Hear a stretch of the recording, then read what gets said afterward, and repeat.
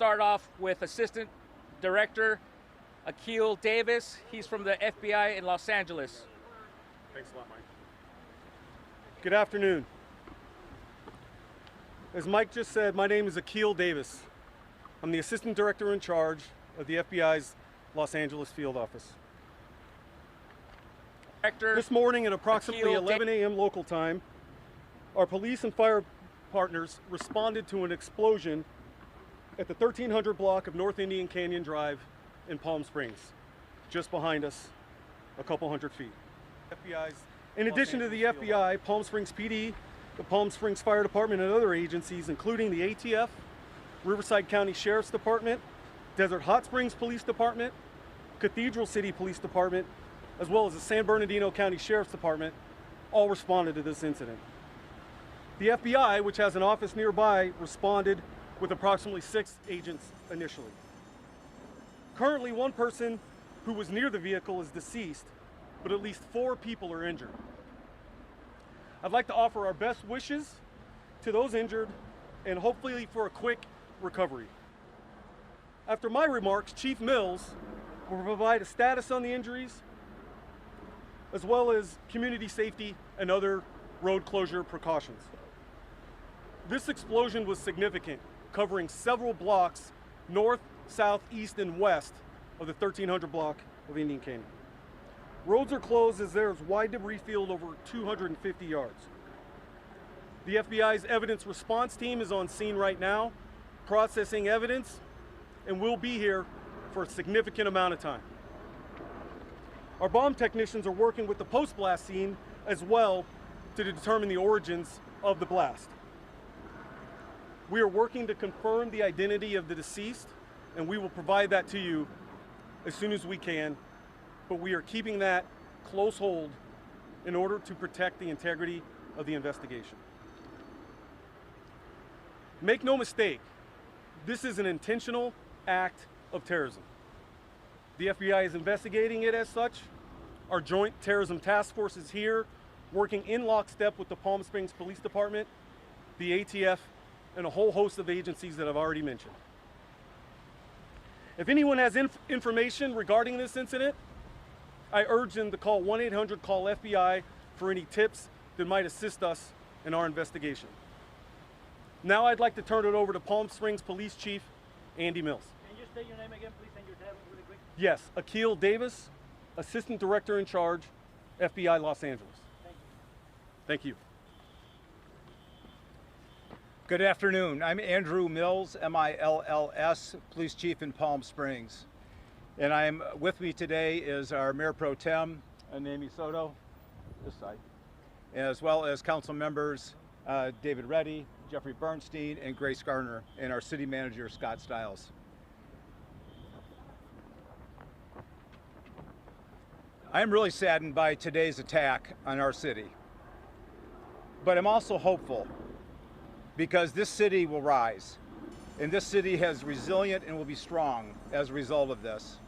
I'm also extraordinarily grateful for my partners at the FBI who were here almost immediately. I called Assistant Director Davis, and he happened to be in town, and he came over here leaving his other appointment to make sure that we had every resource we need. I can't thank you enough, Assistant Director Davis.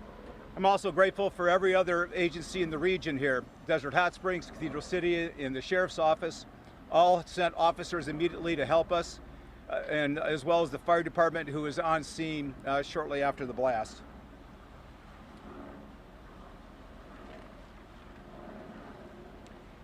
We have a rapidly evolving investigation with a massive crime scene.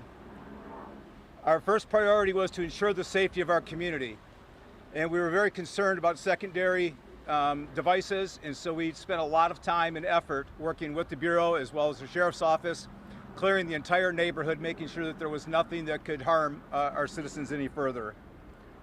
But now the real labor starts. With the FBI's field evidence response team as well as our detectives, this is going to take a great deal of time for us to process this scene. And I need to communicate 2 things with our community. 1, please be patient. There are blocks of debris, and it'll take a meticulous effort to make sure that we get every piece of evidence so we understand very thoroughly what happened, and so people are going to need to be patient with us. And the second thing is, if they find pieces of evidence in their yards or in their homes or in their side of their homes, please leave it there where it is. Give us a call, the non-emergency number, and we will do what we can to come and get it as quickly as possible. I also want to make sure that our community understands this is an isolated incident. I am confident that the community is not at risk any longer. So we will continue to process our investigation. We are moving as rapidly as possible at multiple locations, and we are doing everything we can to make sure that we understand the why as well as what happened. Finally, for me, terrorism came knocking on the door of Palm Springs. We survived. And I can tell you that this city will rise and be more effective as a beacon of hope than before. Now I'm going to turn it over to Fire Chief Paul Alvarado. Thank you, Chief. I'm Paul Alvarado, A-L-V-A-R-A-D-O, Palm Springs Fire Chief. I first want to acknowledge the horrific incident that our community and city went through this morning. And I want to assure you that the Palm Springs Fire Department arrived swiftly. Our first fire engine arrived in under 1 minute to find a well-involved building is impacted by structural collapse. Our firefighters extinguished the majority of the fire before having to back out because of the collapse issues. We're working closely with our public safety partners to ensure the community remains safe, and I'm happy to answer any questions you may have.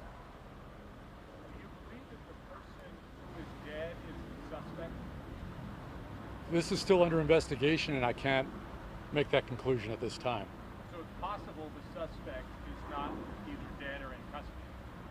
I'll let our law enforcement partners speak more to that, but I cannot comment on that. Hey folks, let's wait till the end of this press conference where we get some questions. We got 2 more speakers, and then we'll get to some questions. I'd like to turn it over to Mayor Pro Tem Naomi Soto. Good afternoon. My name's Naomi Soto. I'm the Mayor Pro Tem here in the city of Palm Springs. This morning is a terrible tragedy. We have 1 person killed, several others who have been hurt, and our heart goes out to everyone who has been impacted and their families. I want to acknowledge that the building that was damaged is a fertility clinic, and this is a place of hope. This is a building that people go to start or expand their families. We acknowledge their pain and concern across the community. For the ARC patients and staff, this is a building where hope lives, and we are confident it will continue afterward, as their meaningful work must continue.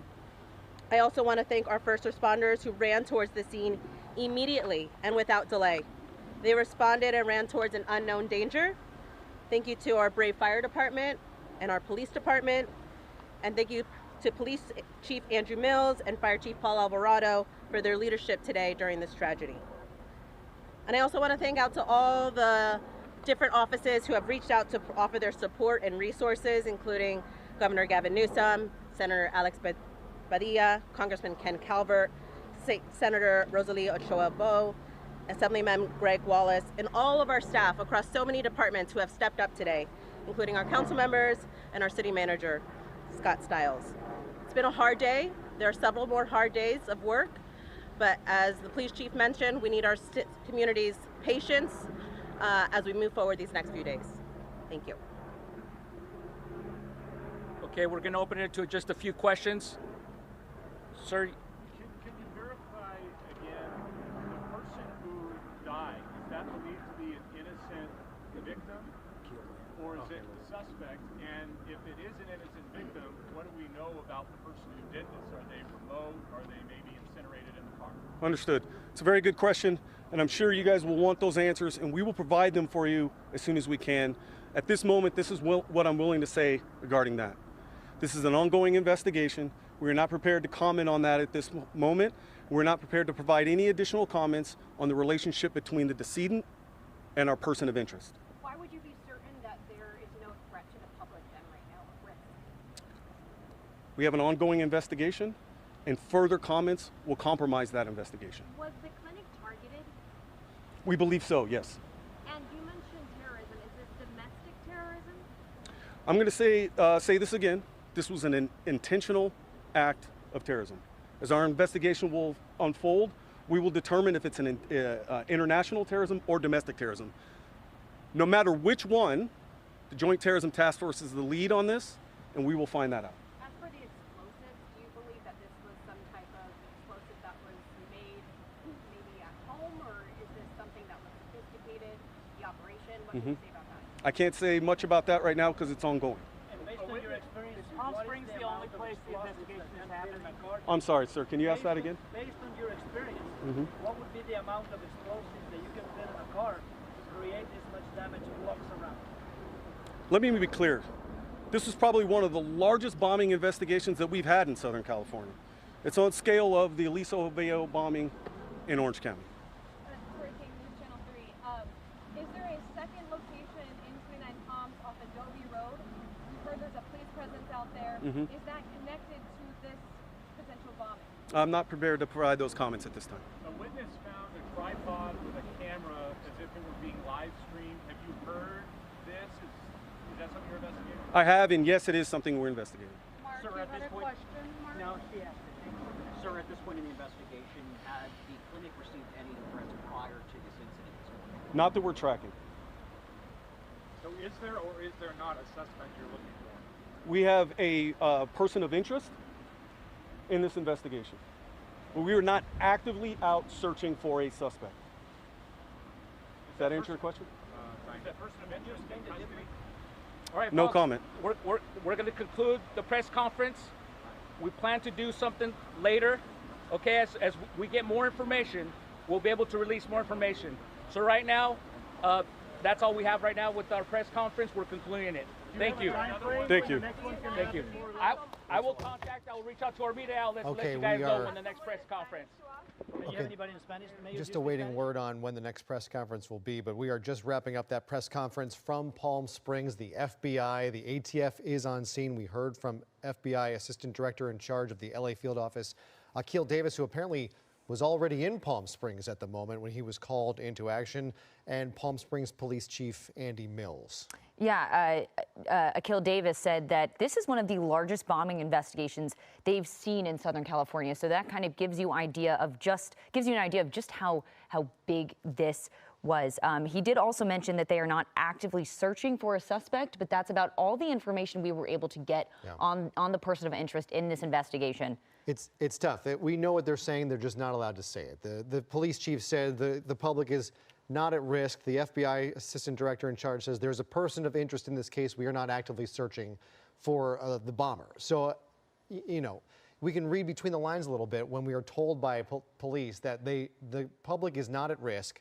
There is no one else out there. This is an isolated incident, and the FBI says we can't say because it'll damage our investigation. But it sounds like the person who is dead is indeed the bomber in this case. We just need official confirmation from the FBI to officially be able to say that that's what they know. Again, the number of injured downgraded from 5 to 4. So that is good news there. This is a large debris field. They said 250 yards around. That's about 1/7 of a mile is where we have seen debris from this explosion reach, as we have been looking at from Air 7, and you can see live now.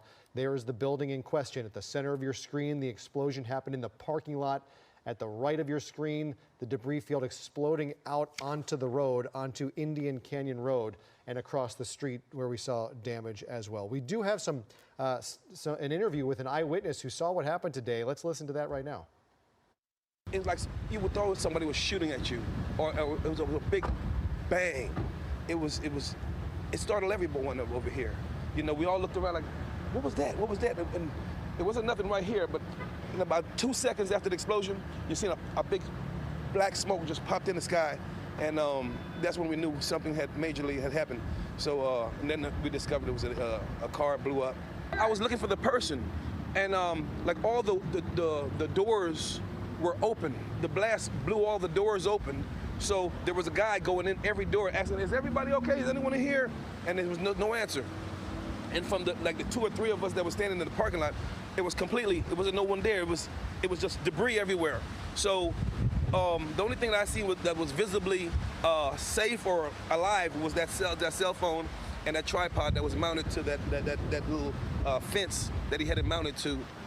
That's the only thing that was there visible alive at the time. Yeah, and we will continue to monitor the latest development on this deadly explosion in Palm Springs on air and online at abc7.com. Also, check your phone. We will be pushing out any big updates to our ABC7 Los Angeles app. Couple quick things before we go. The FBI says if you have information on this case, to give them a call. That's 1-800-CALL-FBI, 1-800-225-5324. And the chief of police in Palm Springs says if you find any evidence, leave it where it is. Call their non-emergency police line. That's not 911 if you're in Palm Springs. Give them a call on their non-emergency line. Don't touch it. Leave it where it is and let them know. And then the chief of police saying terrorism came knocking on Palm Springs' door today. We survived and we will rise. Again, we will continue to cover this and bring you the latest on a special edition at 8 o'clock after hockey. And then again tonight on Eyewitness News at 11. We'll see you then.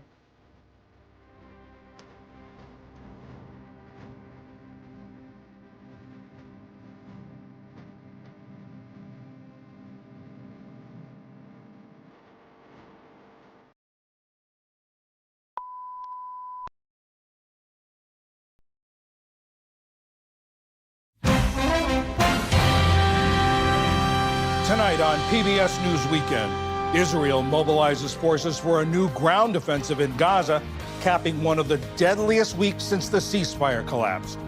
Then how Trump administration cuts to federal grants may affect groundbreaking breast cancer research. And a largely forgotten tragedy from 40 years ago this week when police bombed a home in Philadelphia. I've never heard of another case where a government has dropped a bomb on citizens in America. This is not something that you can repair back to normal.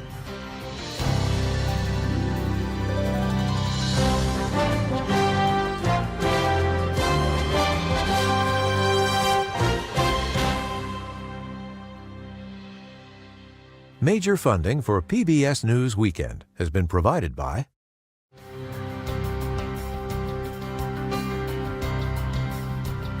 the ongoing support of these individuals and institutions.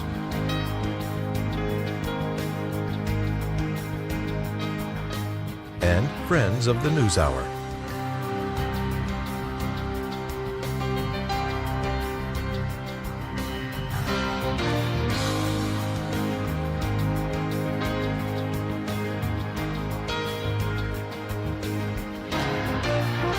This program was made possible by the Corporation for Public Broadcasting and by contributions to your PBS station from viewers like you.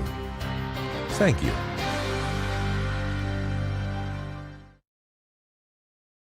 Good evening, I'm John Yang.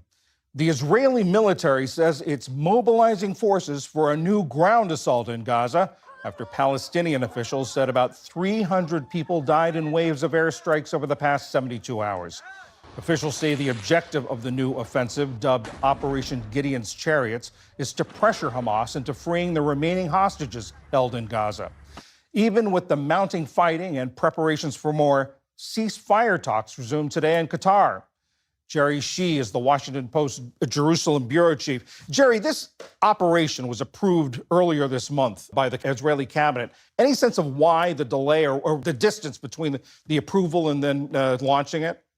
Yeah, John. So basically what we've seen is that Israeli Prime Minister Benjamin Netanyahu said from the very beginning, when this vote passed on May 4th, that he was willing to send a massive military campaign into Gaza. This is a ground assault that would probably encompass about 5 divisions, that's 60,000 troops. And they would go in and they would take gradually increasing amount of area within Gaza and drive hundreds of thousands of Gazans south. If Hamas were not to release hostages, now that was May 4th. We've had a couple of weeks pass since then. And essentially what we saw was this threat of this campaign being used as a pressure tactic to force Hamas to come to the table from the Israeli perspective. Now, just in the last couple of hours today on Saturday, we saw that the two sides were again meeting in Doha in what appeared to be a last-ditch effort to see if they could reach a deal that would see about 10 Israeli hostages, or a little bit fewer than that, released in exchange for a ceasefire of 1 month or more. And so the military is sort of watching the negotiations, the ceasefire negotiations. Any sense of how it's going, the ceasefire negotiations? Well, what I can tell you is that, before President Trump arrived in the Middle East early this week, there was actually quite a bit of optimism that maybe a deal could be struck, simply because President Trump, as we all know, is very unpredictable. He may sort of issue some sort of statement that would pressure Prime Minister Netanyahu to come to the table.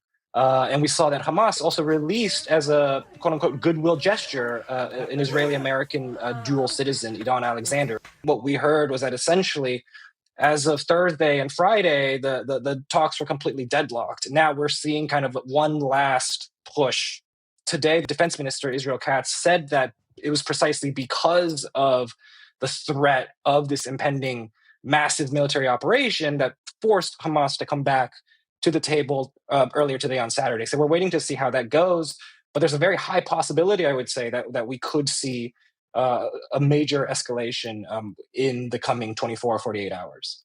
The Israeli military says the bombing that's been going on in Gaza for the past few days has been in preparation for this offensive. Here's a mother who was in a tented camp in central Gaza that was hit. There's no food or drink. I'm psychologically unwell. What should we do? Where can we get food? Where will the children eat or drink? The tent was hit. Even if there were leftover rice, macaroni, or anything, it is all gone now with the strike. The Israeli cabinet has also agreed to the framework of a plan to have foreign companies deliver aid to Gaza. Any idea what that's going to look like?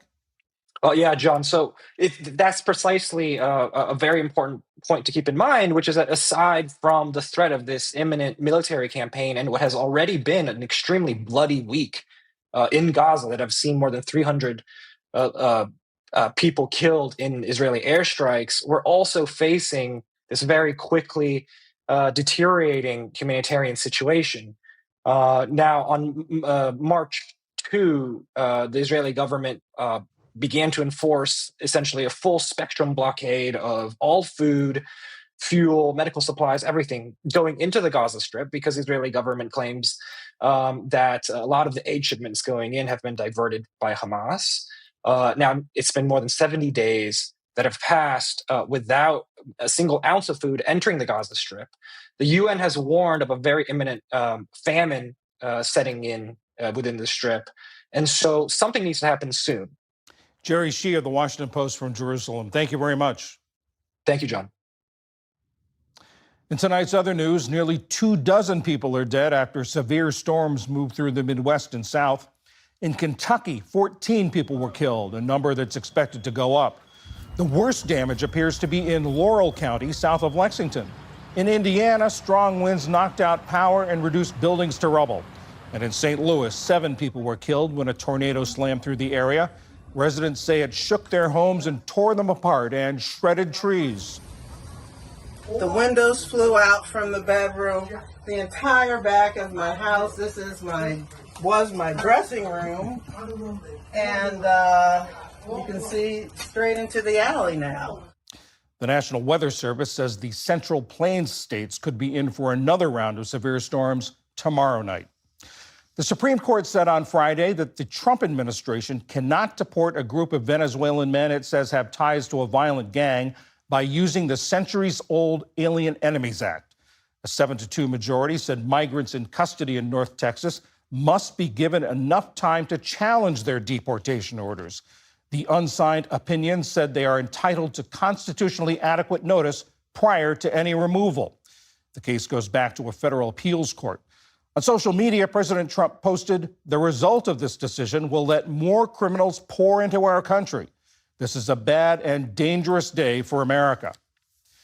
In another post, President Trump said he hopes a ceasefire in Ukraine will be the result on Monday when he has separate phone calls with the leaders of Russia and Ukraine.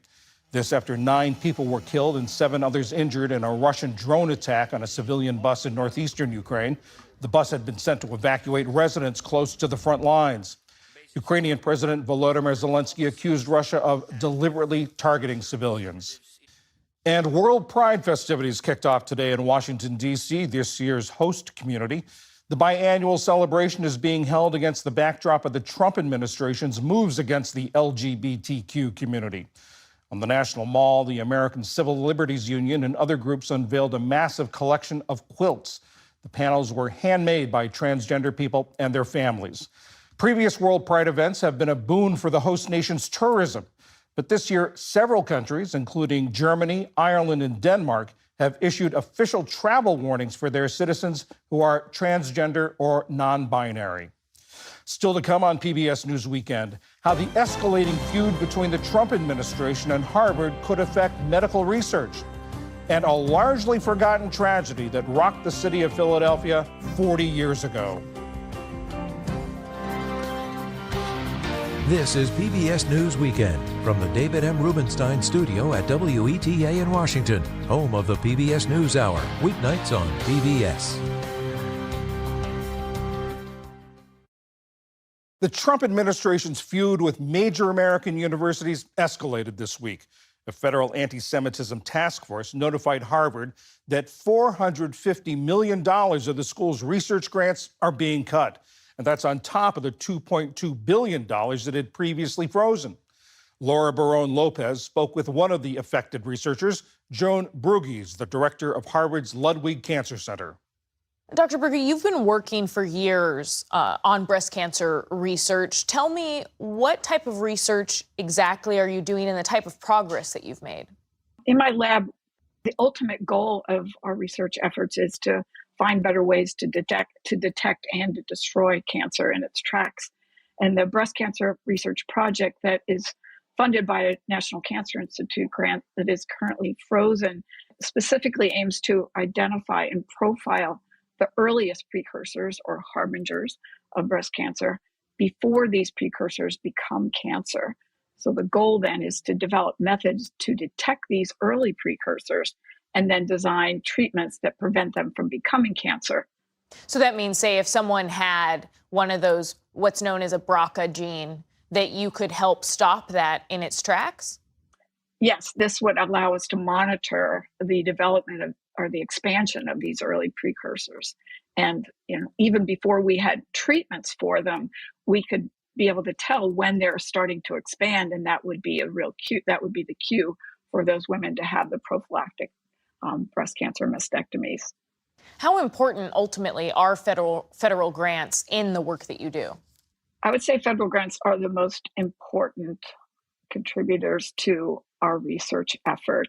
There just isn't enough money from foundations or partnerships with companies that to cover the amount of research that there's opportunities to pursue. With termination of, say, for instance, the grant to our lab, we wouldn't have the money to fund salaries for the postdoctoral fellows or trainees and research scientists that are doing the work. We lose the money necessary to buy supplies for these studies and to pay for the technologies. And this would severely impede progress towards our goal, especially when we're so close. We've actually identified these cells that we think are the earliest precursors of cancer. And so we wouldn't be able to develop the methods so that this work would have impact in the community.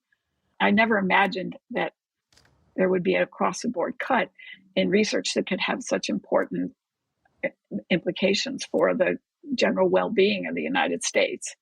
If research like yours is ultimately cut off, what effect would it have on everyday Americans and the work that you and others do at Harvard? There would be a really significant delay in advancing all of the research findings that we've made to date.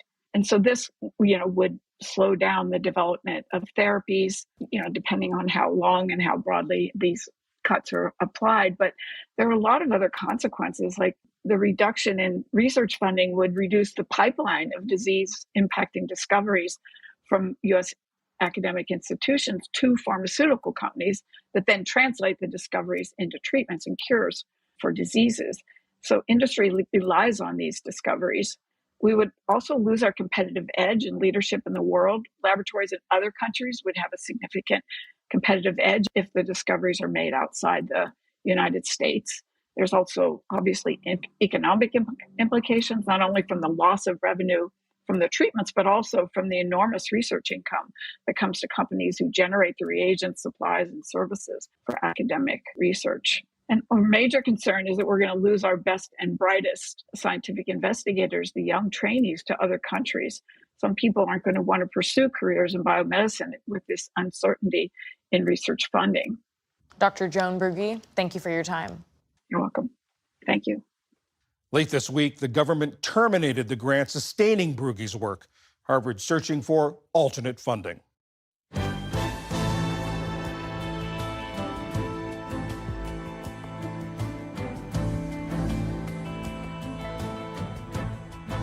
This week marked the 40th anniversary of one of the worst tragedies in the history of Philadelphia. In May 1985, the city's police department dropped an improvised bomb on a residential home that housed the Black revolutionary organization called MOVE. The bomb and the ensuing fire killed 11 members of the group, including 5 children, and destroyed more than 60 nearby homes. Ali Rogan reports on why so many are still coming to grips with what happened. MOVE is a totally revolutionary organization. The complicated story of MOVE begins in the early 1970s. The organization followed the teachings of their founder, John Africa, who advocated a lifestyle rooted in nature. All members took Africa's last name and lived communally in West Philadelphia. We must fight back. They were known for staging disruptive demonstrations and frequently clashing with authorities, protesting everything from police brutality and war to pet stores and zoos. MOVE is and was an organization that's very much committed to life in all of its forms and whatever that looks like. Tommy Oliver is the director of 40 Years a Prisoner, a 2020 HBO documentary that traces the group's origins. They're committed to eating naturally, to living naturally, to not being reliant on technology. We walked around naked a lot. As children, the organization they believed in vitamin D from the sun. They believed in allowing your skin to be tougher and stronger. Mike Africa Jr.'s parents were both members of MOVE. Yes, it was unorthodox, and some things were strange to some people, but for me, that was life. That way of life often put MOVE at odds with local police and their neighbors, who accused them of creating unsanitary living conditions. Them trying to live in the way that they wanted to live didn't sit well with a lot of people. So sometimes the neighbors, sometimes the city, and it escalated pretty significantly, pretty quickly. In 1978, more than a year after the city issued an eviction notice, Philadelphia's then mayor, Frank Rizzo, ordered an attack on MOVE's home. They're going to go either easy or hard way. That can be standing up or laying down. The months-long standoff culminated in a shootout. One police officer was killed and MOVE's home was demolished. While MOVE maintains that the officer died by friendly fire, 9 of its members were convicted and sentenced to up to 100 years in prison, including Mike Africa Jr.'s parents. The mayor admitted that he believed my parents were innocent. He believed that my parents were not in prison for the charge that they were charged with. Police are inside MOVE headquarters in West Philadelphia conducting an intensive search for weapons. He says the media's portrayal of MOVE was often exaggerated, and he says the organization was misunderstood even among many African Americans. MOVE members are not the turn the other cheek type people, and a lot of people felt like pacifism was the answer. And MOVE members were not pacifistic. If a cop attacked them, they would fight back. Tommy Oliver says those early confrontations, including that 1978 shootout, are critical to understanding what eventually happened 7 years later. You had officers and members of the police force who wanted revenge. In May of 1985, Philadelphia Mayor Wilson Goode ordered the organization to be removed once again from a home where they were living. What we have out there is war. And on May 13th, local news stations like WCAU in Philadelphia covered the escalating crisis throughout the day. Police would fire more than 10,000 rounds of ammunition into Move's row house before eventually dropping a bomb on it. The city's police commissioner at the time, Gregory Sambor, defended his officers that evening. At no time did any police position fire in an offensive posture. It was purely in a defensive posture. 11 Move members, including 5 children, were killed. While no city officials were criminally charged, a Philadelphia investigative commission later concluded that police actions were clearly excessive and, quote, unconscionable. I don't think I'll ever recover or heal from what happened. Mike Africa Jr., who was 6 at the time of the bombing, is now working as the legacy director of Move. He's reunited with his parents, who were released from prison in 2018 but remain on parole. I've never heard of another case where a government has dropped a bomb on citizens in America. This is not something that you can repair back to normal. You have to find other ways to cope. And that's what I've been doing for the last 40 years. In 2020, Philadelphia's city council formally apologized for what happened, as has former Mayor Wilson Goode. But Africa Jr. says 4 decades later, he'd like the city to create a permanent memorial to commemorate all that was lost that day. In your opinion, why do you feel that so few Americans know about the events that took place 40 years ago? I think the city of Philadelphia does a really good job of limiting the amount of exposure to what happened. I also think that Move history is a very controversial history that brings up a lot of trauma for a lot of people. Black people were killed by law enforcement. And, you know, if you saw what happened to George Floyd, and at a certain point you're tired of hearing about the people that were getting killed by these police officers. But that doesn't stop Mike Africa Jr. from his mission of making sure the history of Move and the tragic event that claimed 11 lives isn't forgotten. For PBS News Weekend, I'm Allie Rogan.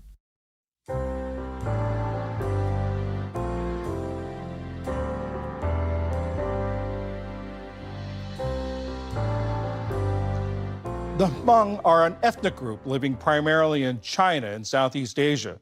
There are communities of Hmong migrants across the globe.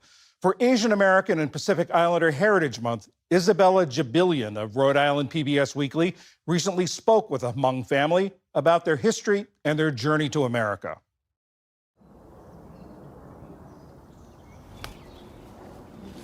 It's very good to make it soup.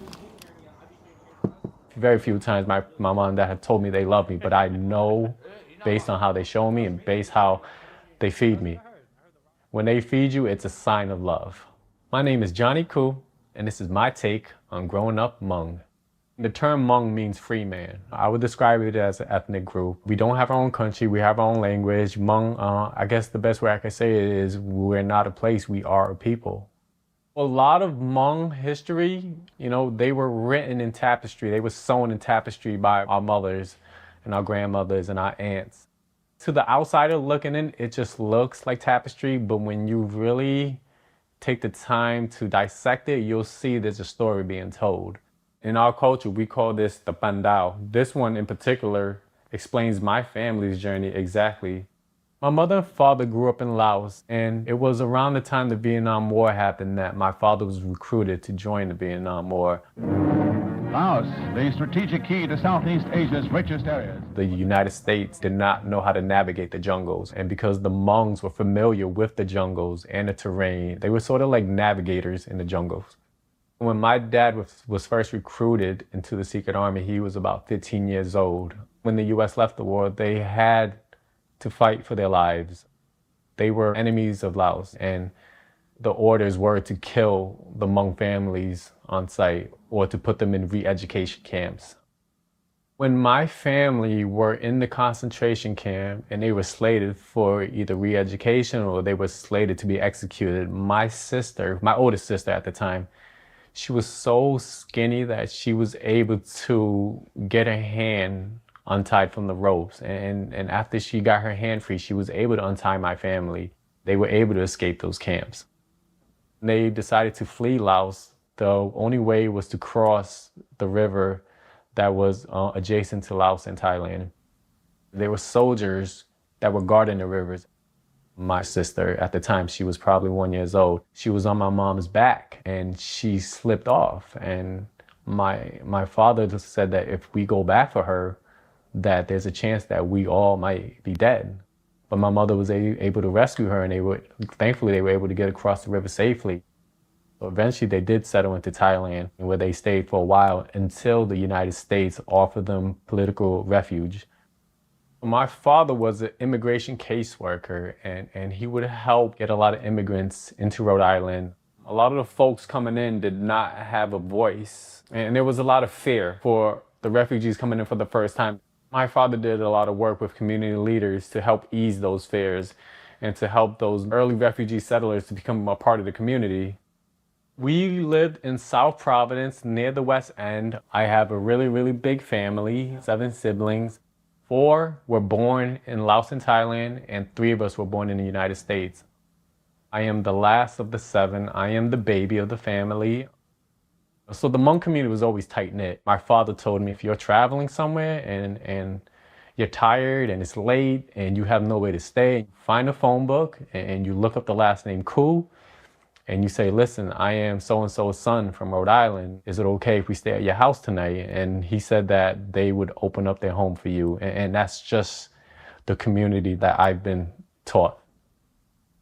There was definitely a time in my life where I was trying to suppress who I was because I was trying to fit in. But as I got older, I realized how important my culture was, and I realized how important I need to pass this on to my son. It became evident that, everything done to raise me the right way is because of our Hmong values.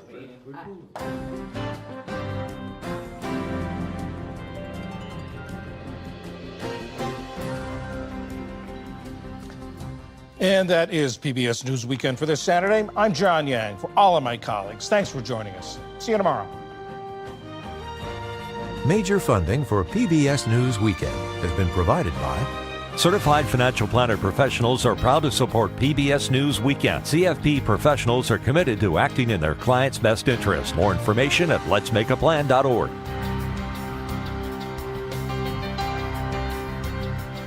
the ongoing support of these individuals and institutions.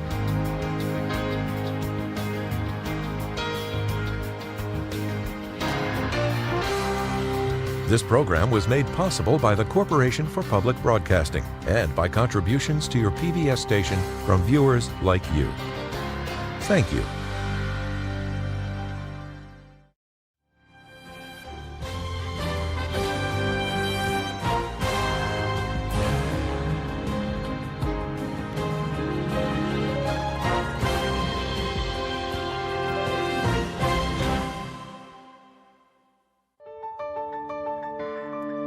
You're watching PBS.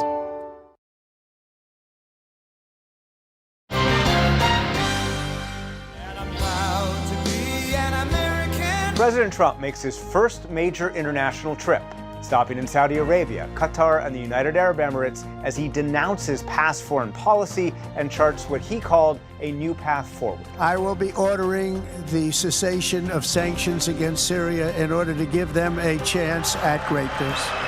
Ukraine and Russia hold peace talks, but without Putin or Trump. The first white South Africans arrive in the U.S. as part of a controversial refugee program launched by the Trump administration. And the last living American hostage held by Hamas is freed after enduring nearly 600 days of captivity. Welcome to PBS News Weekly. I'm Nick Schifrin. President Trump kicked off his tour through the Middle East in Saudi Arabia on Tuesday, signing several new agreements and meeting with de facto leader Crown Prince Mohammed bin Salman. But President Trump also assailed decades of American foreign policy in the region while charting what he called a new course. Today in Riyadh, a royal welcome, a rare personal escort by Crown Prince Mohammed bin Salman, Arabian horses escorting the world's most expensive limo, and U.S.-made Saudi F-15s escorting the world's most expensive passenger plane into Riyadh. The kingdom welcomed President Trump with lavender carpet treatment, eager for U.S. engagement and believing the best way to enhance it is a meeting of the minds and money. MBS, as the Crown Prince is widely known, and President Trump mingling with leading CEOs and signing tens of billions of dollars worth of agreements. Another Saudi and Arab priority, convinced the U.S. not to attack Iran's nuclear facilities and instead make a deal currently being negotiated by Steve Witkoff and Iranian Foreign Minister Abbas Araghchi, mediated by Oman. Also, to end the war in Gaza. MBS has made it clear so long as the war goes on and Israel blocks a Palestinian state, Saudi Arabia will not normalize with Israel. But in the meantime, the U.S. and Saudi deals will proceed, including what the White House called the largest defense sales agreement in history, $142 billion worth of jets, missile defense, and other weapon systems. Also announced today, chip giant NVIDIA will build some of the world's most advanced chips in Saudi Arabia. It's designed to tie the kingdom to American technology and exclude Chinese technology. It was just a few years ago that Chinese President Xi Jinping received the same Riyadh lavender carpet treatment. The U.S. and Saudi Arabia will also compete with China by combining forces to mine critical minerals. And as part of the kingdom's weaning itself off of oil, the U.S. and Saudi Arabia will cooperate on energy. A senior Saudi official tells PBS NewsHour the U.S. is endorsing future Saudi civil nuclear energy. President Trump said today the new Middle East is being forged despite his predecessor's work. The gleaming marvels of Riyadh and Abu Dhabi were not created by the so-called nation builders, neocons, or liberal nonprofits like those who spent trillions and trillions of dollars failing to develop Kabul, Baghdad, so many other cities. Instead, the birth of a modern Middle East has been brought by the people of the region themselves. That is a shift away from decades of U.S. regional strategy. It's a transactional, realist approach that Middle East leaders know well and welcome. On day 2 of President Trump's trip, the prospect of a new future for Syria. President Trump announced plans to lift sanctions on Syria following the fall of Bashar al-Assad last year.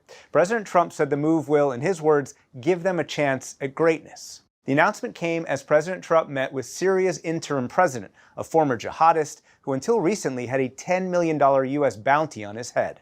Jeff Bennett filed this report and spoke to Muaz Mustafa, executive director of the Syrian Emergency Task Force, about what this announcement means. Today in Saudi Arabia, a landmark meeting, an American president and a one-time insurgent leader the U.S. once hunted. President Trump was all smiles as he greeted Syrian interim president Ahmed al-Shara, who has traded his fatigues for tailored suits. And with it, another step for Syria to cement its resurgence and acceptance on the world stage. We are currently exploring normalizing relations with Syria's new government, as you know. I am also ordering the cessation of sanctions against Syria to give them a fresh start. It gives them a chance for greatness. The U.S. first sanctioned Syria in 1979, designating it a state sponsor of terrorism. In 2011, it began imposing a series of additional sanctions after the former Assad regime launched a brutal crackdown of the popular uprising. The sanctions targeted not only the Assad government, but insurgent groups in Syria that fought Assad, including a group known as HTS, which al-Shara ran for years. Al-Shara himself was listed as a terrorist by the U.S. and 20 years ago today was arrested and imprisoned by U.S. forces in Iraq. The Israelis have some real security concerns when it comes to the new regime in Syria. This is a regime that grew out of a group that was affiliated with al-Qaeda and Islamic State. Matthew Levitt directs the counterterrorism program at the Washington Institute for Near East Policy. They're concerned that Syria could become a base for Hamas or other Palestinian terrorist groups again. They're concerned that HTS, which dominates this new interim government, doesn't have control over all of Syria's territory. But Mr. Trump today pushed for Syria to establish diplomatic relations with Israel and join the Abraham Accords, the 2020 agreement which normalized diplomatic relations between Israel and Morocco, Bahrain, Sudan, and the United Arab Emirates. We'll continue that progress by adding more countries to the Abraham Accords. We have the 4, and I think they're going to be filling up very rapidly. But relations between Syria and Israel have historically been fraught and violent, with Israel continuing to bomb what it calls terrorist targets, weapons depots, air bases, and military installations across Syria. Removing foreign fighters is another one of the Trump administration's demands, one of many challenges now facing Syria's new leader as the West scrutinizes his resolve. The way to do this is not to summarily terminate all these sanctions, but to make sure that they are suspended in ways that are real and clear so people feel comfortable doing business with and through Syria. Levitt says U.S. sanctions need to be adjusted to give the new Syrian regime a chance to prove that it's not a threat to the U.S. or Israel. This is a government led by someone who came out of al-Qaeda, and it's very difficult to get past that. And yet, because he has demonstrated, he and his government, some good actions on things that have mattered to us, there's reason to go out on a limb and try and work with this government. But in Syria tonight, celebration, a sense of joy and hope for the future, emotions long buried by years of despair. You met recently with el-Shara, and you've also been advocating for the lifting of sanctions following the fall of Assad. We see that picture there, you meeting him alongside a U.S. delegation. President Trump said he made this decision after talking with the Saudi Crown Prince and with Turkey's president. What was the convincing argument? Well, there are so many. I mean, what if we don't lift the sanctions on Syria? What if we leave the sanctions on Syria? Mind you, these are sanctions that was placed on Syria specifically on the Assad regime because he was killing his people. And it was in support of the people that were rising up against this tyrant. But when the Assad regime was gone, the sanctions remained. Now, if these sanctions were on the Assad regime, not on the Syrian people, they should go right away. No preconditions.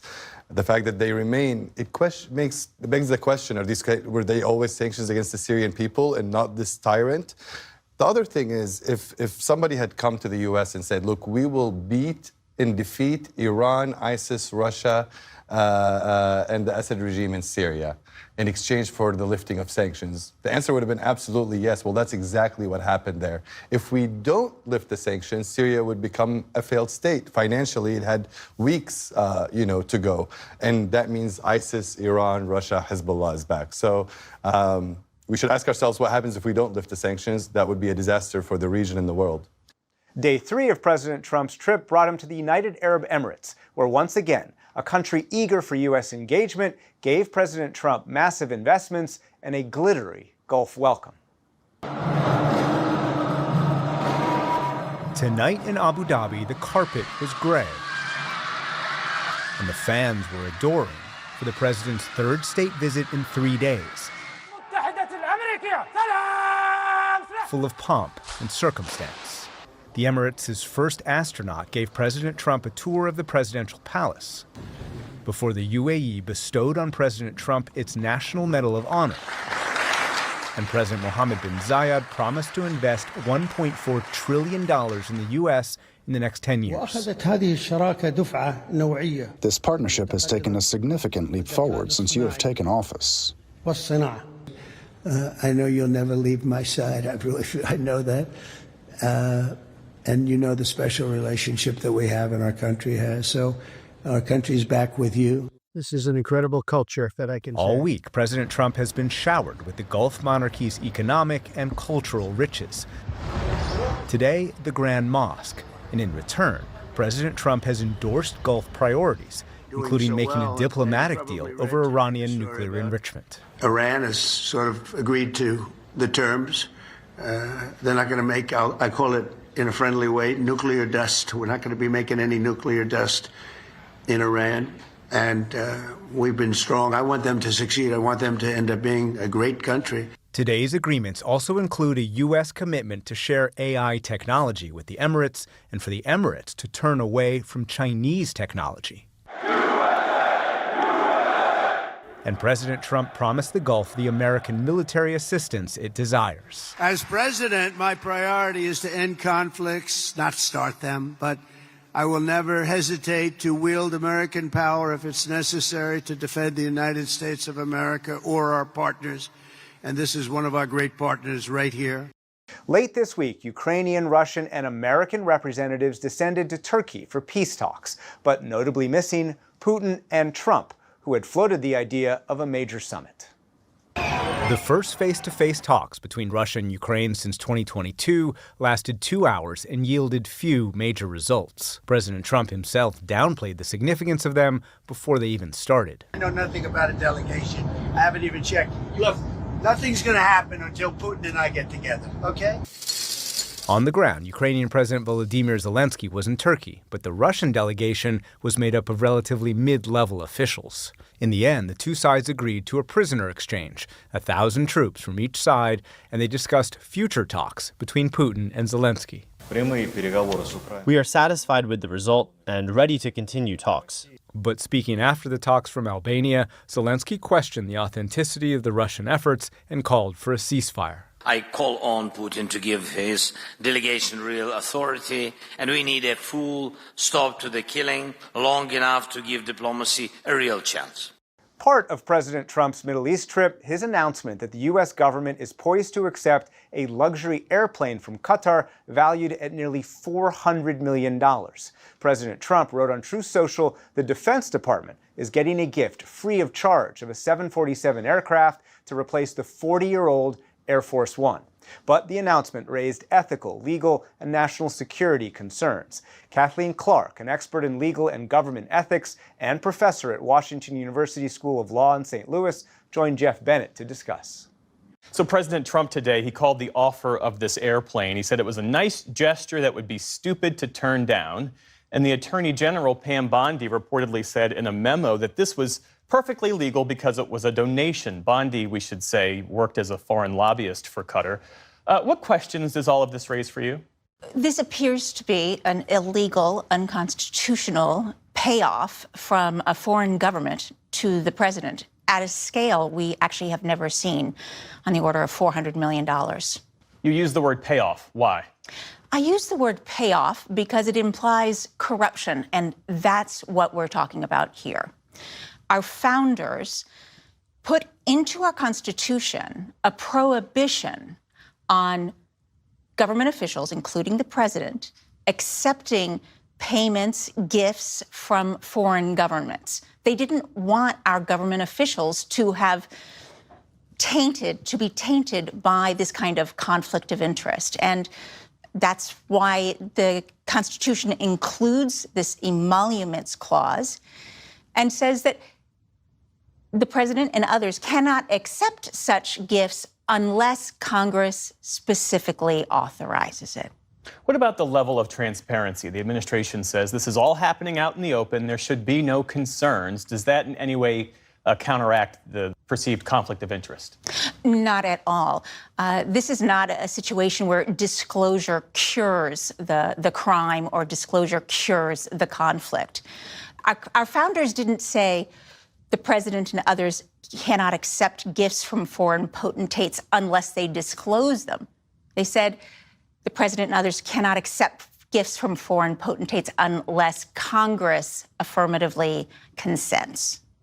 The president said that this plane will be a gift to the Department of Defense, and once he's no longer in office, it will be decommissioned, then go to the Trump Library. He says there's precedent for this because Ronald Reagan did it, and there's a decommissioned Air Force One at Reagan's presidential library.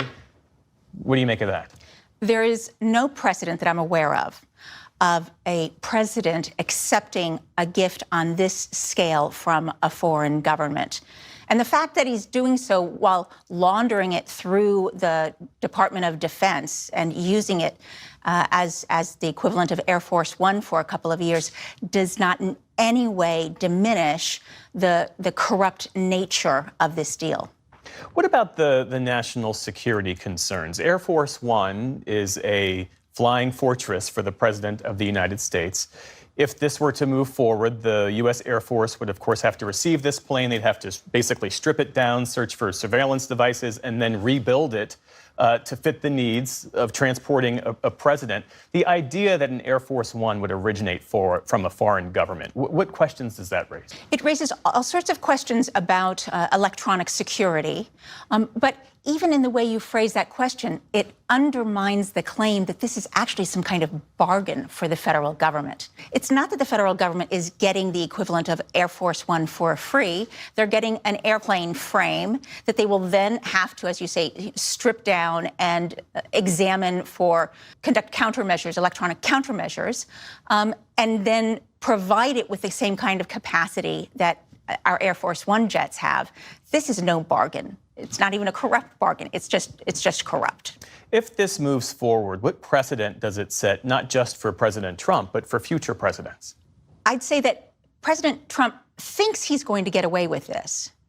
And if he does, we can anticipate his convincing some other foreign government to provide more lavish gifts to him in the future. I won't posit what the future holds past the Trump presidency, but I suspect that this will not be the last time that President Trump attempts to violate the Emoluments Clause. So this administration presented with this offer should just say thanks, but no thanks. Absolutely, yeah. Be gracious when someone offers a gift and refuse it where it would be corrupt, as this one would. Kathleen Clark, thank you so much for your insights. Thank you. Also this week, nearly 60 white South Africans were admitted into the United States. Landing at Virginia's Dulles Airport, they arrived as part of President Trump's resettlement program for white Afrikaners, largely descendants of the Dutch and French colonial settlers in South Africa. Afrikaners led the racist apartheid government there until it ended in 1994. The White House alleges that a new South African law, which redistributes unused land to the state, is racist, and that the white minority is being persecuted by the black-led government.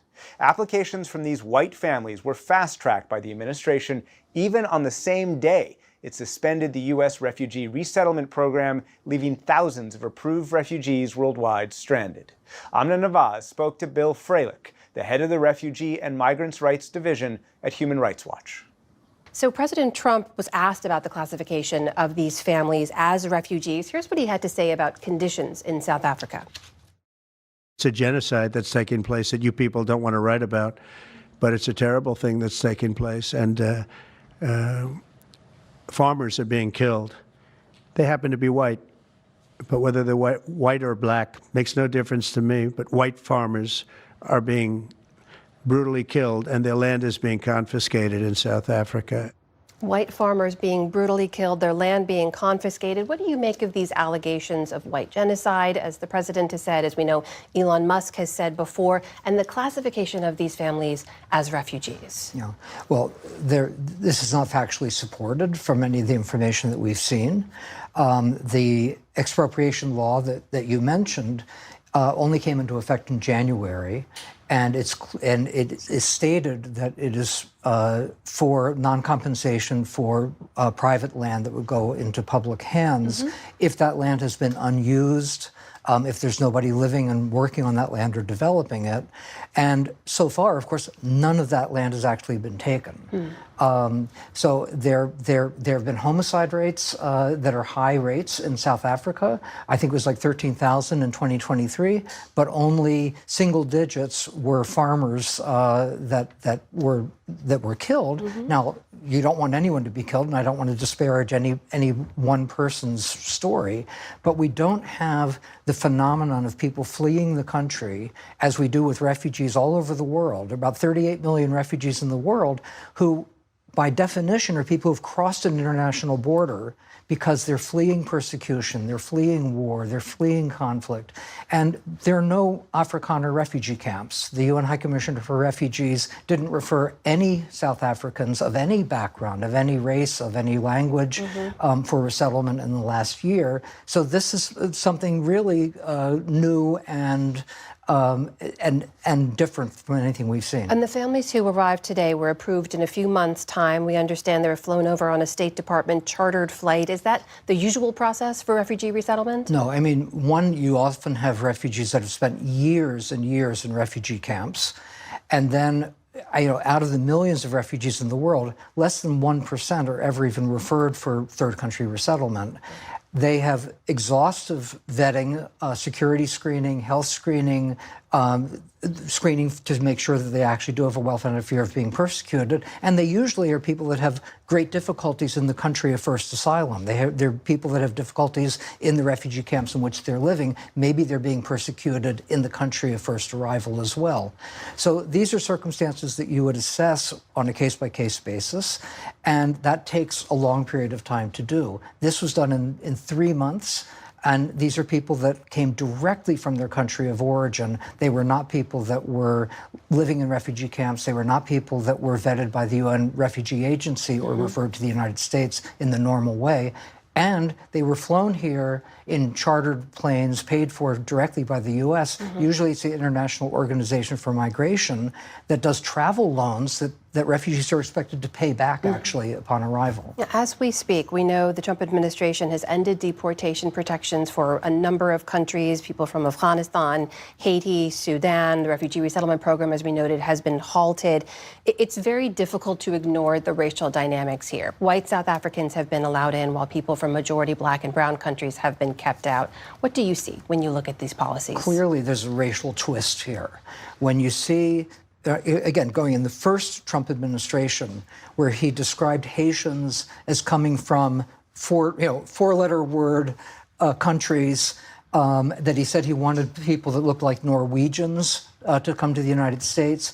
And in 2018, long before the Russians had invaded Ukraine, under the first Trump administration, the group that he chose to increase the refugee numbers were Ukrainians, while there was a dramatic decrease, slashing of refugee numbers in Africa, in the Middle East, and in the rest of the world.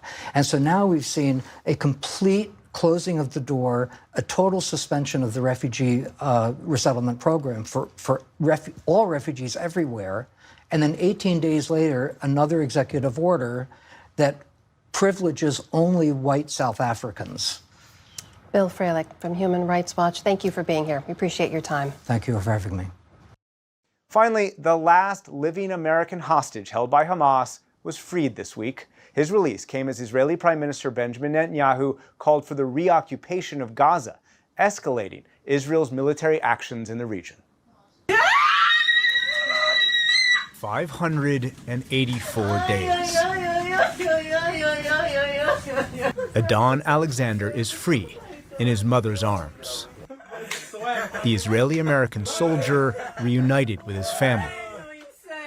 He was kidnapped on October the 7th, 2023, when Hamas and its supporters rushed into Israel and overran a nearby military base. That day, he was just 19 years old, now 21, a native of New Jersey. Where in Tenafly today, they cheered the moment they saw a native son released. Oh my God, Adon! And the moment Yael Alexander got to speak to him. I just released a photo of you, and you look unbelievable. Wow. You look beautiful. I love you so much. אתה נראה מדהים. I love you, and I'm gonna see you, like, soon. Very soon. That photo posted by Al Jazeera, Alexander, a Red Cross officer, and Hamas gunmen.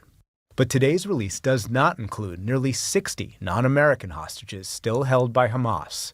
Israel and the U.S. believe as few as 20 are still alive. Their being left behind has sparked anger. In Tel Aviv's Hostage Square today, the mother of Israeli hostage Matan Zanguker praised President Trump and attacked Israeli Prime Minister Benjamin Netanyahu. Mr. President, sir, all of the Israeli people are behind you. End this war. Bring them all home. Netanyahu. I won't let you kill my son. The people of Israel will not let you kill our loved ones. The people of Israel will not forgive you for these crimes of abandonment. But Netanyahu today took partial credit with Trump. This was achieved thanks to military pressure and the diplomatic pressure exerted by President Trump. This combination is a winning formula. Tonight, Netanyahu went further, telling wounded soldiers that Israel had made a decision to reoccupy Gaza. Things have changed, he said. A decision has been made to go all the way. We will conquer Gaza, and our security control there will be permanent. In Gaza, Israel has blocked all aid for 2 months, deepening the deprivation. Today, an umbrella organization of UN and international humanitarian groups declared that nearly 500,000 people face catastrophic hunger, and are at risk of famine. In the next 11 months, more than 70,000 children are expected to be acutely malnourished. The UN has recently run out of food, and residents say what little food is left in the markets is overpriced. We are starved. Children are dying. Children need nutrition. There is none of that. And that's it for this week's episode of PBS News Weekly. For all of us, thanks so much for watching.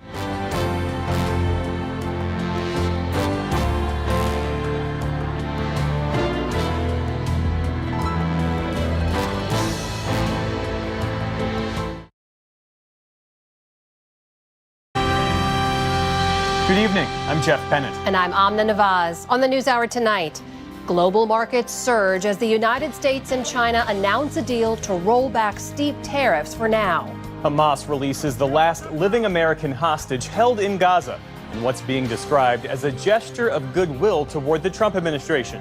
And the president signs an executive order attempting to lower drug prices in line with what other countries pay. One of the most basic challenges is that we don't really know what they pay.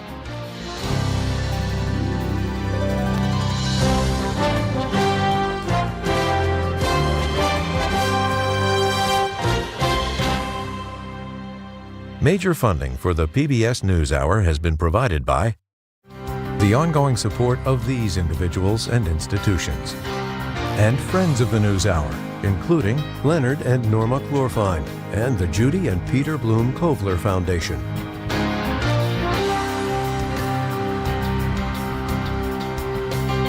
Certified financial planner professionals are proud to support PBS NewsHour. CFP professionals are committed to acting in their clients' best interest. More information at letsmakeaplan.org. Two retiring executives turn their focus to greyhounds, giving these former race dogs a real chance to win.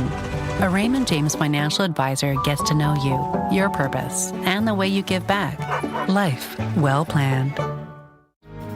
The Ford Foundation, working with visionaries on the front lines of social change worldwide. And with the ongoing support of these individuals and institutions.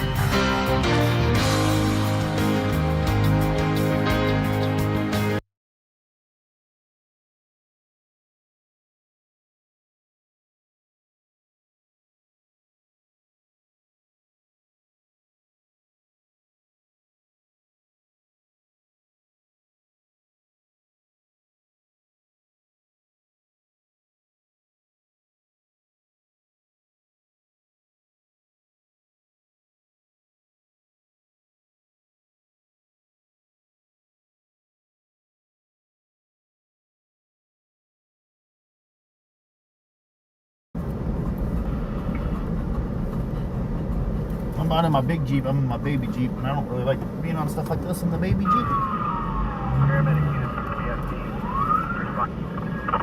Affirmative, we're making those arrangements now. You're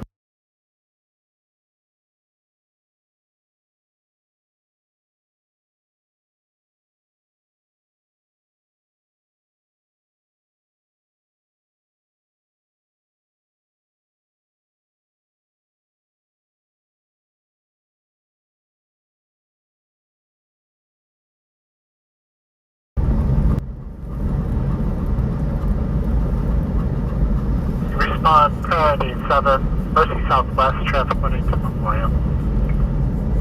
Southwest.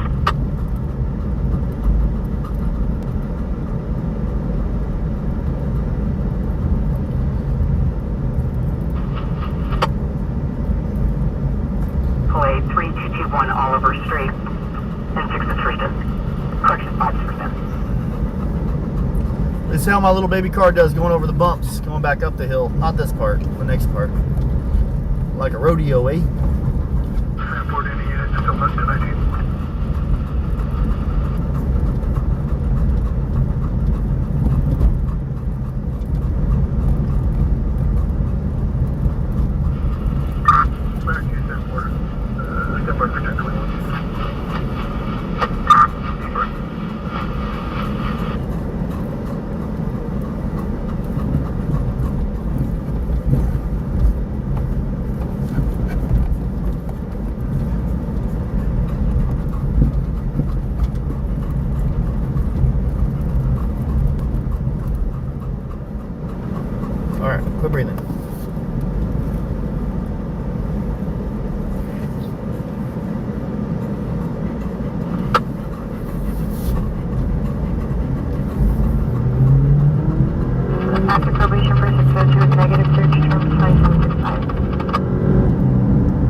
is East Bakersfield.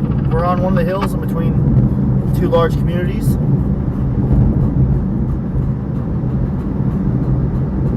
Control on Arrow, David 2.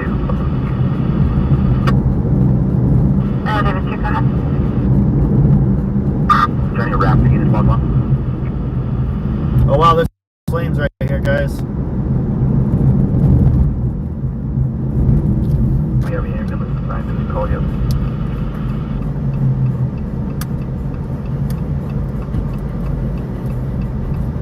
This, 10-21. They have a wind shift too coming in.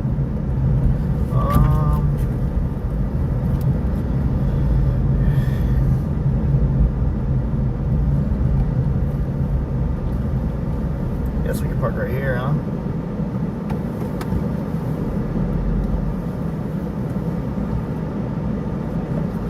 I'll go ahead and get my camera out, tripod.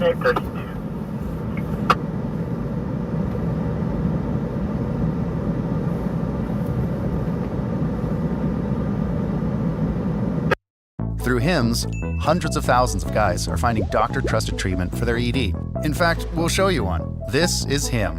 Copy, 1032, be advised our MDT is having issues currently connecting. Down.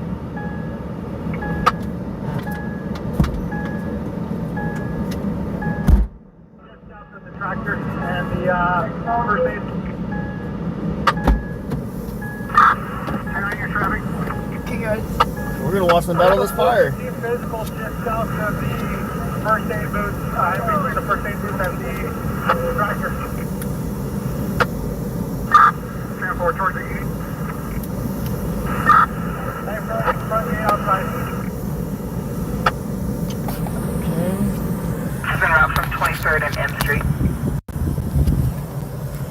Copy.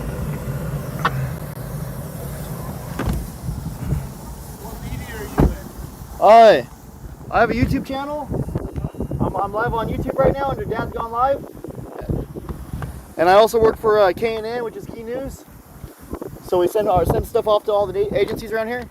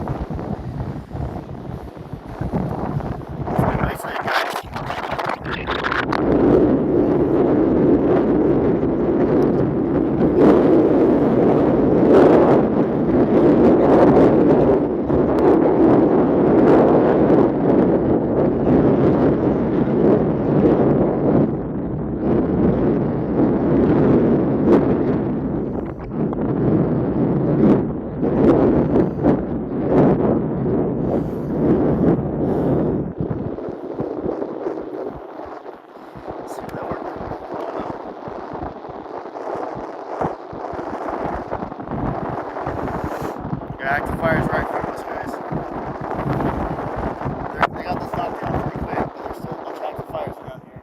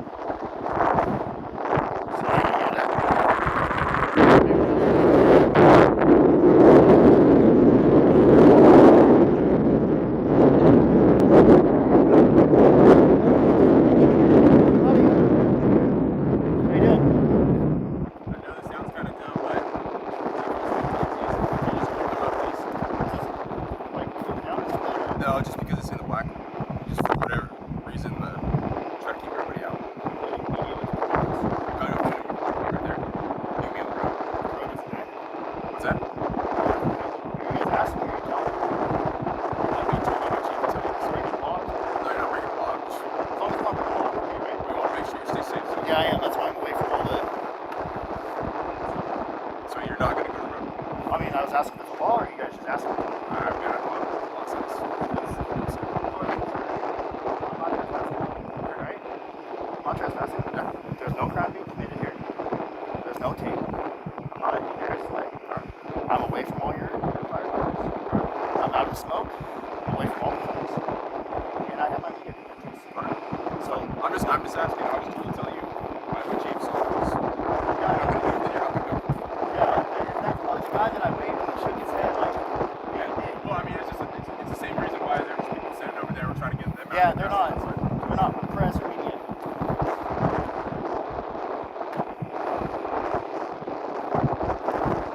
I'm not doing anything wrong here.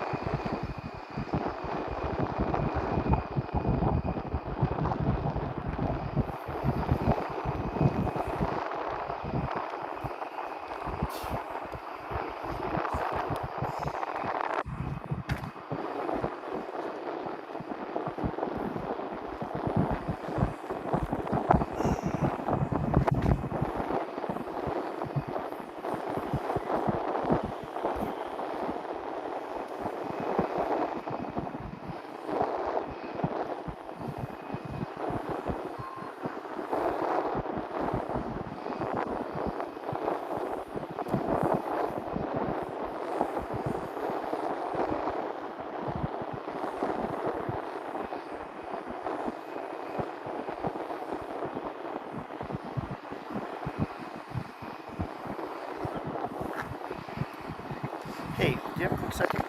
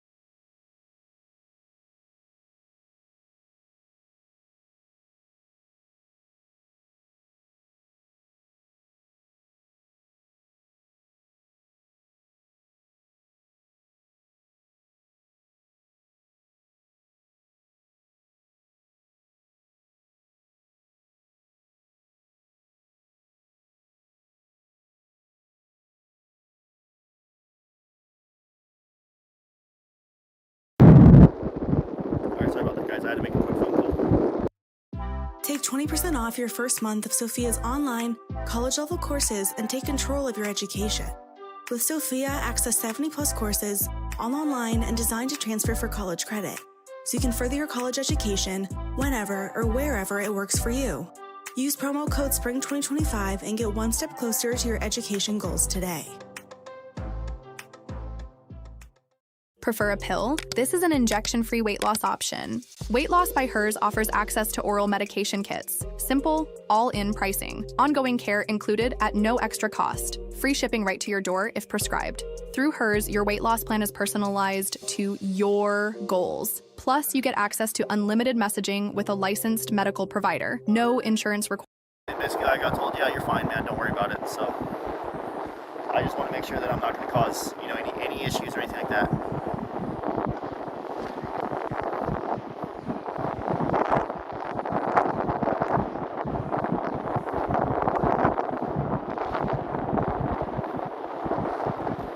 if I make those phone calls, I need to have the live stream on me.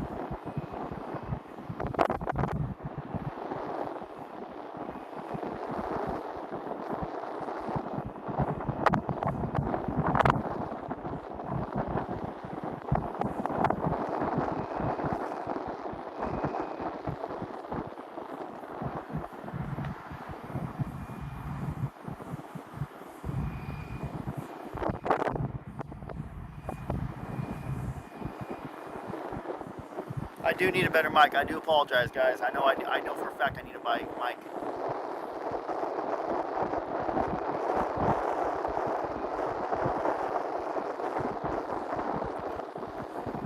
But actually, what's going on is you guys are hearing it through the phone mic. I have a shotgun mic on the camera that I use, but yeah.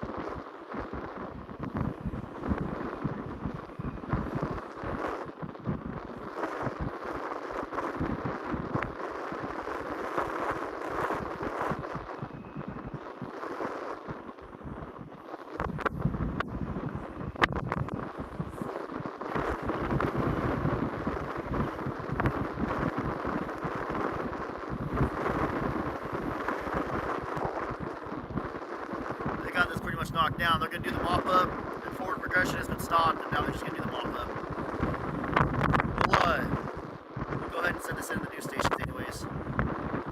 So right now, guys, I'm shooting for YouTube, Facebook, and also the news.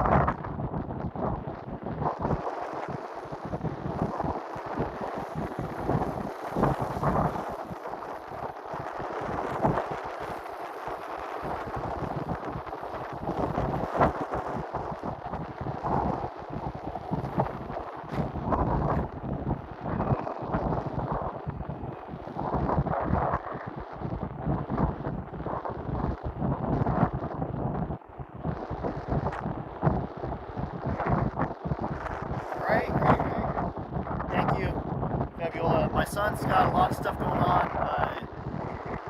We have a surprise dental operation yesterday, which I thought was just going to be a normal visit. Apparently I misunderstood the wife. And then on Monday, this upcoming Monday, he has surgery, which is in like 3 days.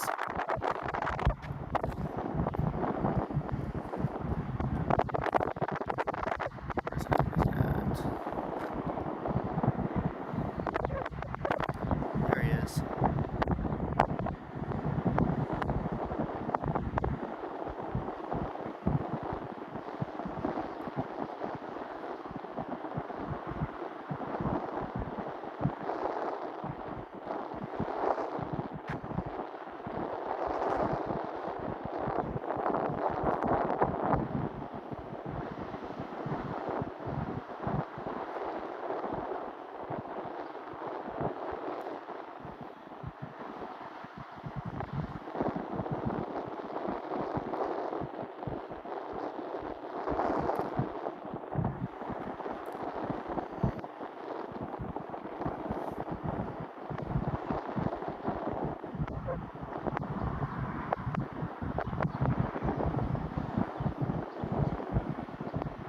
Oh, you guys can only hear half of what I say. I'm sorry.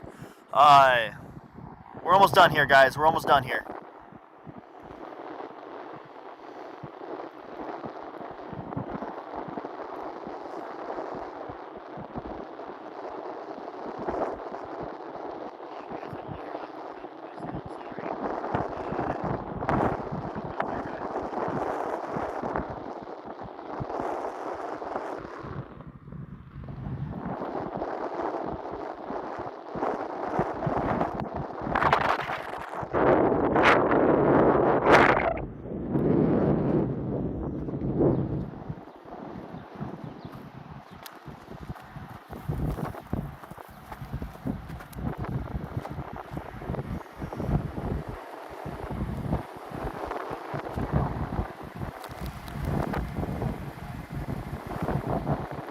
I'll tell you guys as soon as we get in the car, guys. Just bear with me as we get the set up and put away. Hi, Wooker. Shout out to Kathy O for the new tripod. It's got a automatic locking mechanism right here. You can put it on there and it locks it. I don't know how it works, but camera goes on there and it locks, so it's quick connect.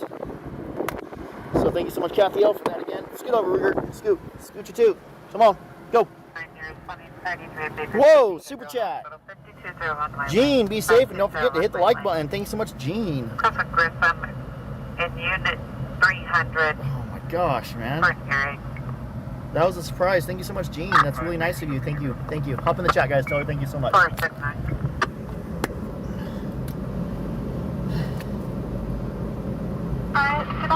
has a 4-door out of 1,000.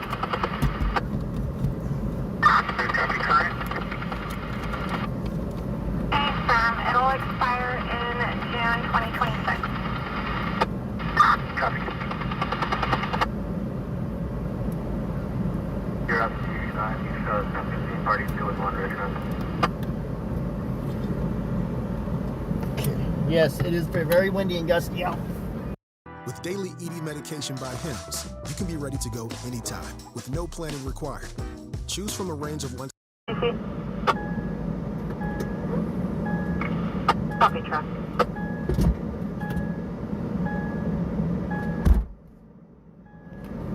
Okay.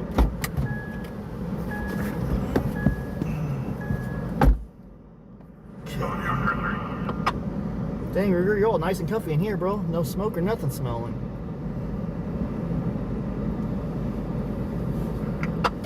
9966A. 66A. 345 rev. Copy, thank you.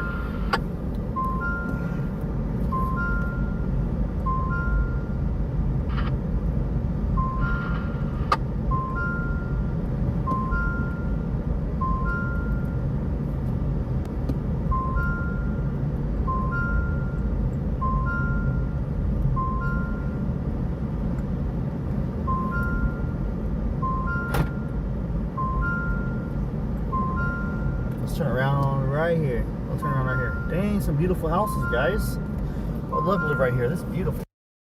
Maybe a buffer.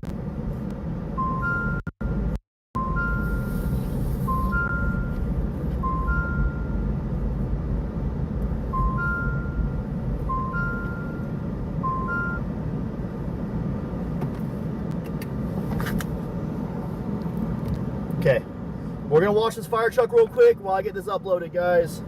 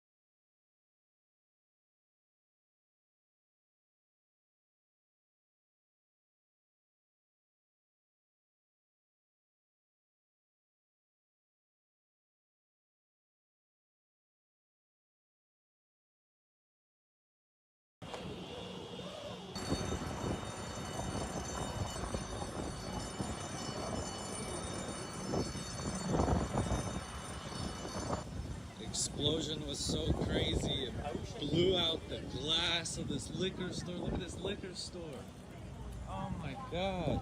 All from this explosion. Poor guy. Damn. This liquor store. Crazy explosion. Glass and everything everywhere.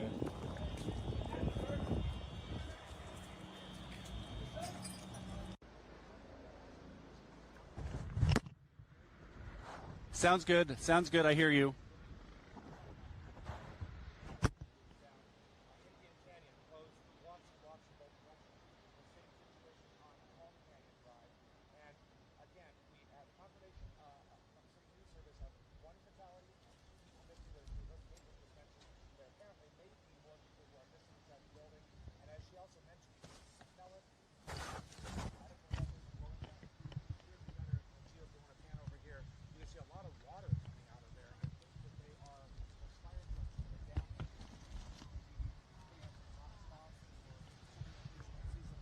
I hear you. Mic check, 1, 2, 3.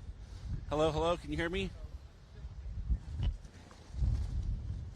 No, she's on the phone with someone right now. She hears you. She's on IFB. She hears you.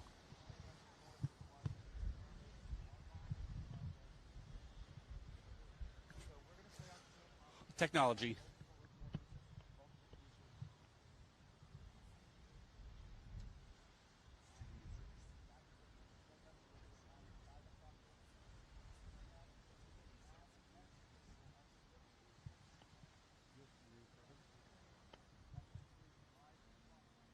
Are we able to contribute that?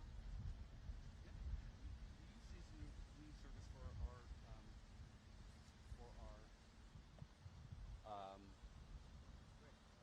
what is it? Court stuff all the time. Okay.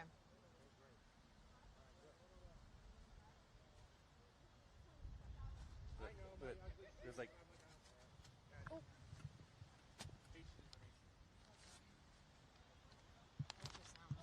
Yeah.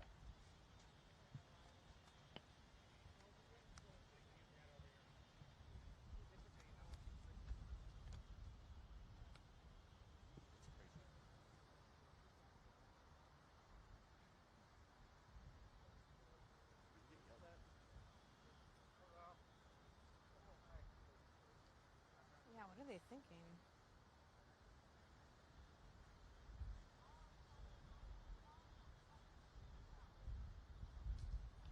Are we, so like, can we attribute City News Service? Are they? I'm gonna call Rich. Yeah, because I don't want to go in there and say anything. They are apparently saying a confirmed fatality and 2 injuries. According to KMIR.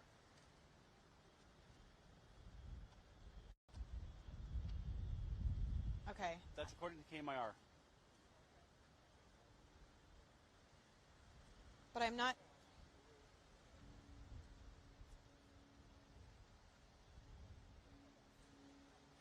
Okay, if you guys find it. No, yeah, KMIR said City News Service said that. Able to show this? I would say medical records like this. I mean, I would.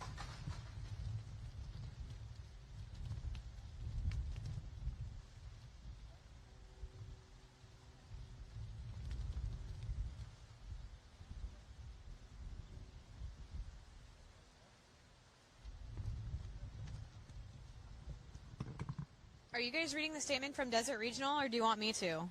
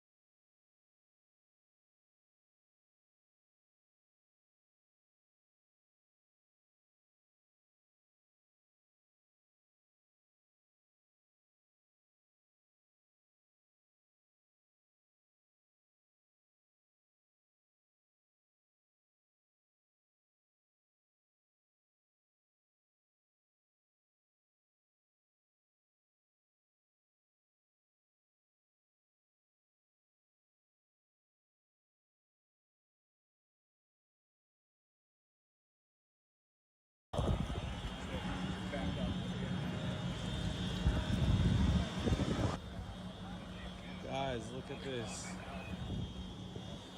We are right here. This whole building exploded. Jesus.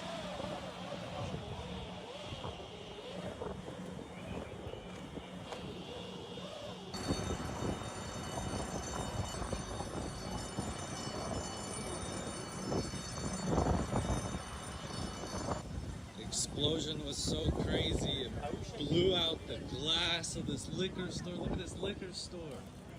Oh my god. All from this explosion, poor guy. Damn. This liquor store, crazy explosion. Glass and everything everywhere.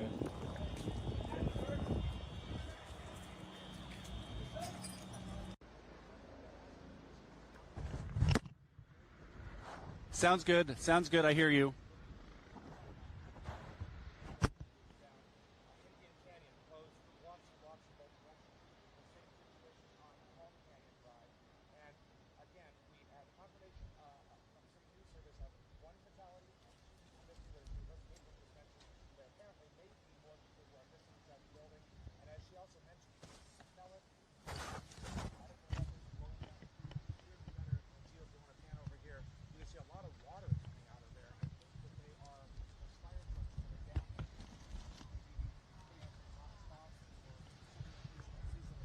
I hear you. Mic check, 1, 2, 3. Hello, hello. Can you hear me? No, she's on the phone with someone right now. She hears you. She's on IFB. She hears you.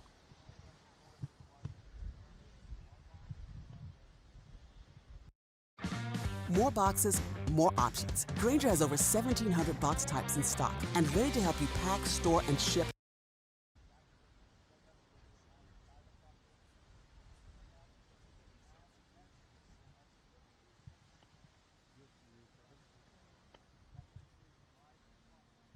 Are we able to contribute that? We use these new service for our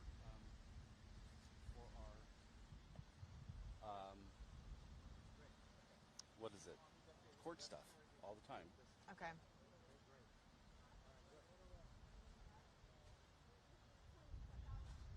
But there's like Oh.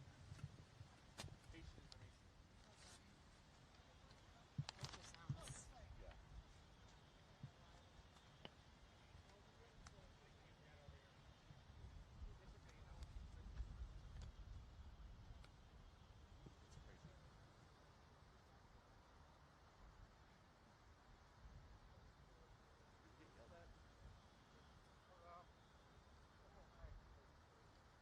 Yeah, what are they thinking?